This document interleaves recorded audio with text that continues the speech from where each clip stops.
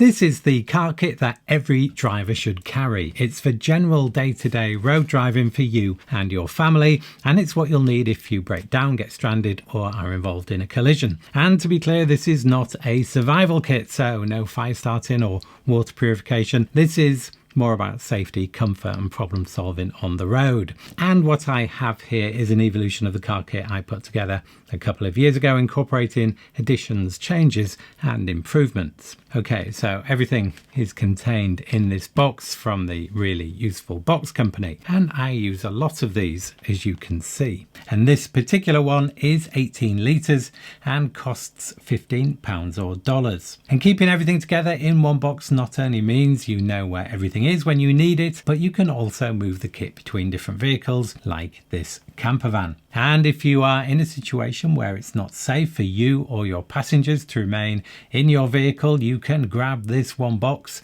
when moving everyone to safety. At the top of the kit, making it easy to grab in the dark, is this big Larry light from Nebo. And this uses 3 AA batteries, which avoids any charging issues and means it's always ready to go. And a simple press of the switch steps through 4 modes. We have a basic spotlight to find your way about in the dark, a very bright diffuse light to light up the contents of the kit itself and the area around you, a red area light which is less dazzling, and a very useful red flashing warning light which can be used to alert other motorists.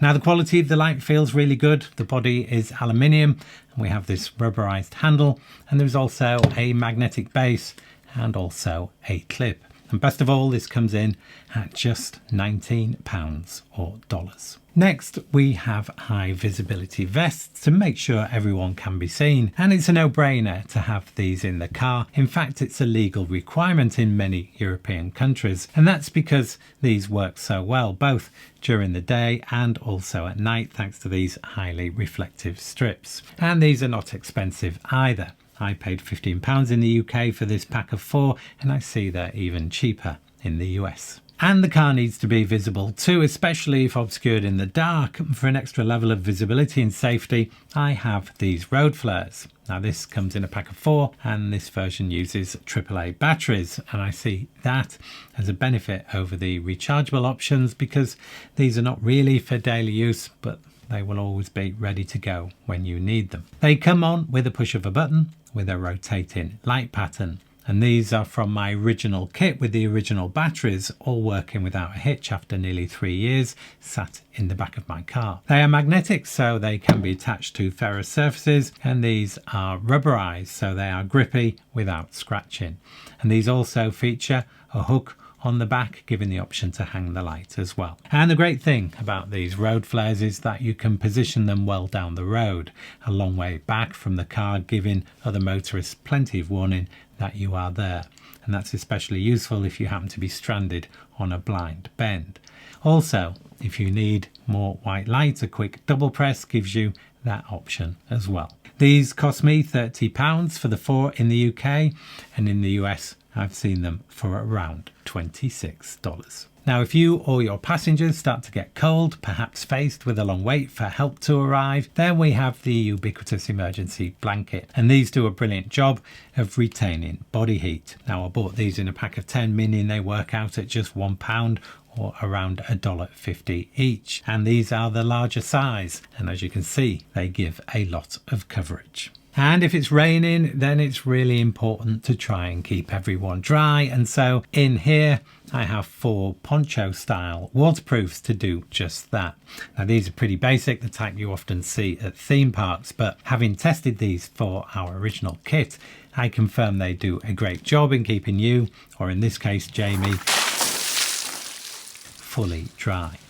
Now these cost less than £2 or dollars each and come in packs of 5. In here I also have water and snacks, and this is not a survival strategy. No one is going to die without food and water for just a few hours, but if you are stranded for a long time, then this will help with energy levels, hydration and general morale. Nuts, I find, are a great option because they keep well, allergies permitting, and you might also want to carry chocolate bars for energy, or cereal bars might be a better option as they don't melt. Choose use whatever works for you. And for water, I have a simple off-the-shelf 1 litre bottle of mineral water. I've put these smaller snack items in these silicone bags, which I really like.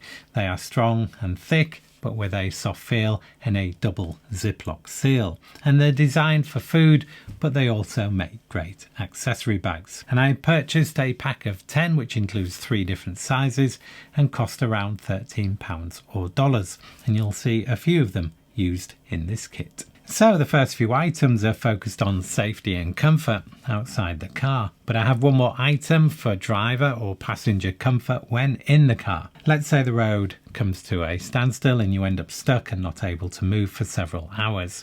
And I have experienced this twice before on the motorway as a result of an accident ahead completely blocking the road. Now in that situation, especially if you have a car full of passengers, someone at some point is going to need to go to the loo.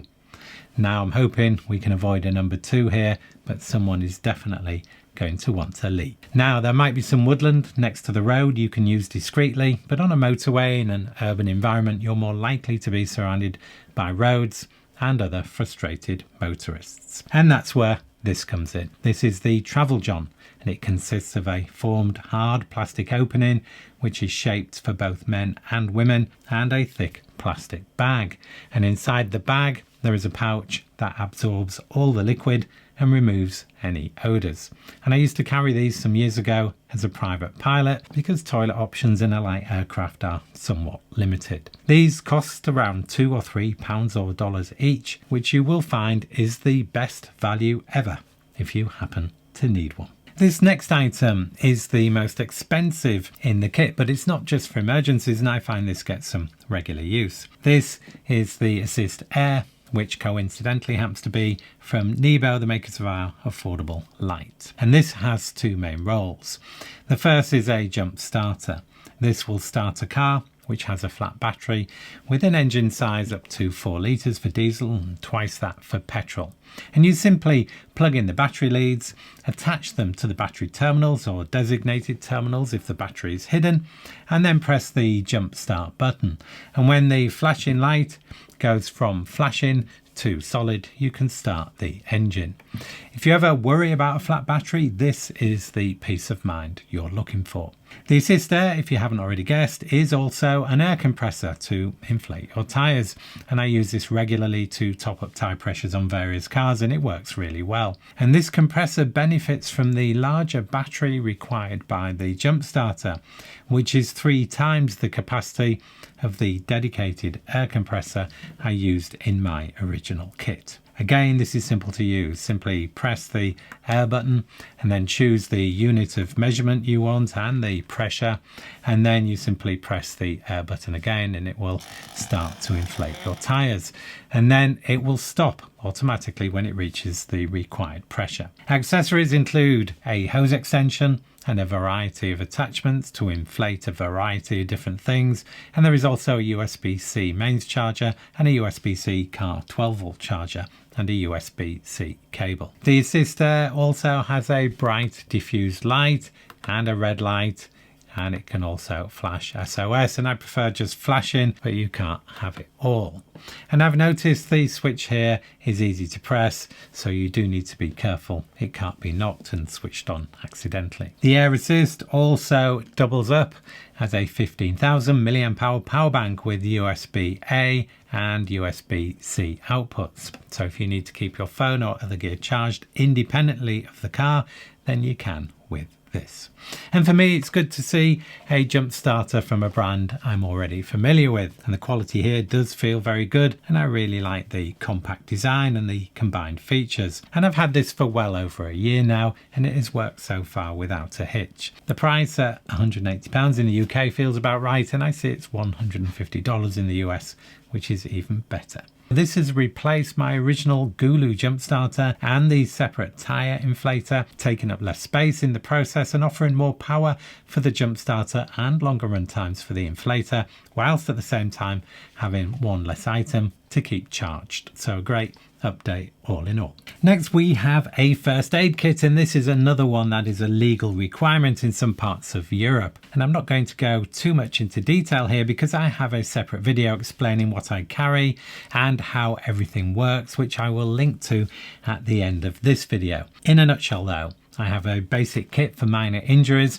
and then several key elements I've put together to help in the event of a critical bleed, consisting primarily of a tourniquet, a compression bandage, and also some packing gauze and scissors and some additional dressings and some tape. Now there's plenty of affordable ready-made first aid kits available, and I plan to showcase a few options in a future video.